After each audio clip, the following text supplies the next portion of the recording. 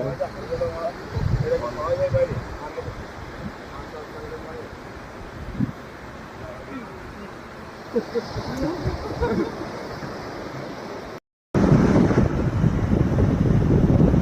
দেখো সমুদ্রে স্নান করতে এসে এগুলো পেলাম, এগুলো সবগুলোই জ্যান্ত আছে।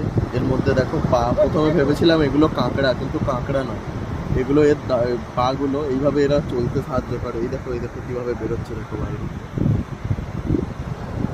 এই দেখো এরকম।